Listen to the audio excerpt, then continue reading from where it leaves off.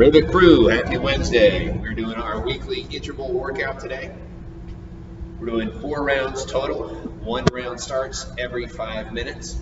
The goal is to get each round done in 4 minutes or less so that you get at least a minute to rest before the next round starts. All right, so we're shooting for sub 4-minute rounds, ideally. If you need to change the reps or calories or whatever in the workout to get that done, feel free to do that. Again, I want you to get at least a minute of rest in between each round. Very important there. So, each round, we've got some snatches, some air squats, and some bike. Be warned, this looks easier on paper than it actually is. At least that's what I discovered. So we're doing 20 alternating dumbbell snatches to start, right? You're doing 10 per side, taking that dumbbell from the floor, going all the way up overhead. You can switch the weight in the air. You can switch the weight on the floor.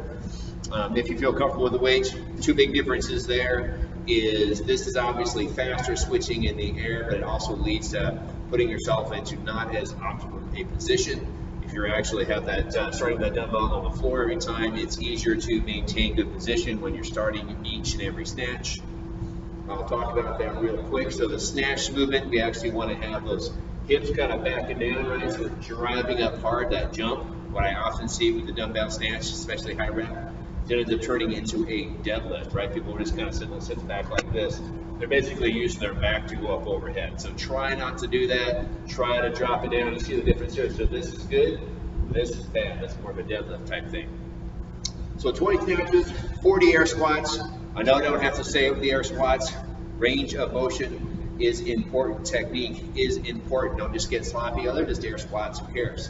I want you to stand all the way up at the top, right? Squeeze those quads and glutes to finish the movement to make sure that those hips and knees are fully extended, and then hitting that below, clearly below parallel position at the bottom, right?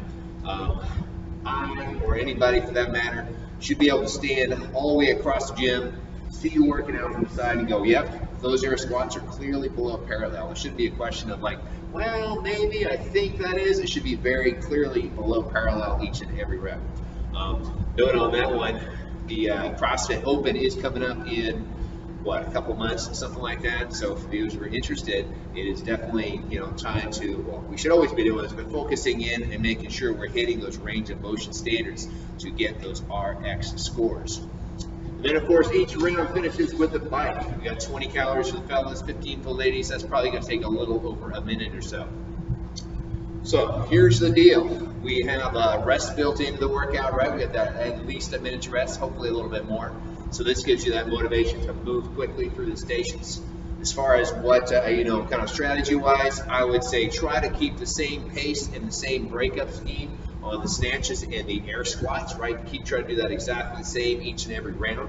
If you are breaking up those snatches, do it the same way each round. Same thing with the air squats. If you're taking a little bit of a pause in there, and I would recommend that, do the same thing each round. And then on the bike, try to speed it up a little bit each round, right? Generally with these workouts, I advise you to kind of pace that first round in such a way that you can basically go faster and faster and faster as the rounds go by, and use that bike as your acceleration station, if you will.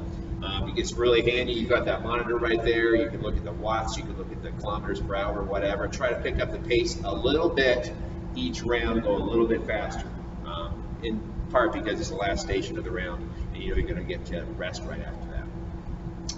Fire breather version today, a little more challenging. Got devil's press. Rather than the 1 dumbbell and snatches, you're going to have 2 dumbbells, right? And that's going to be real quick. You probably know the devil's press.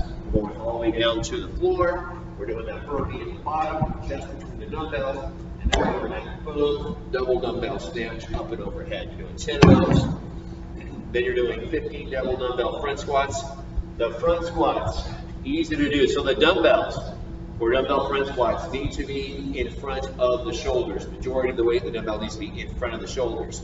Sometimes see people kind of ride those dumbbells up on the shoulders. This makes it a back squat. It makes it a lot easier. This is not a front squat. Front squat, dumbbells are out in front of the shoulders. Makes it more challenging. And then the same calories on the bike. Extra credit today, unbroken wall balls. If you haven't already noticed this, we're doing a lot of stamina workout, or stamina focused stuff. in the cycle that we're in right now, this is a good example of that. So you have 8 minutes to do a bunch of unbroken sets of wall balls. So it starts with a set of 3 unbroken, set of 6 unbroken, set of 9, 12, 15. You can see the numbers there. There just has to be a pause in between. You don't have to put the ball down. You don't have to walk around or anything. You do your 3, 1, 2, 3, stop. Then you do your 6, 1, 6, stop.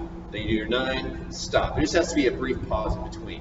And you're going to see if you can do all those numbers, all unbroken, in under 8 minutes. The goal is to get, you go through the 27 unbroken, stop, and the last thing you do is 30 unbroken. All right, so stamina work there. All right, boys and girls, have a great workout. Get after it. Talk to you tomorrow.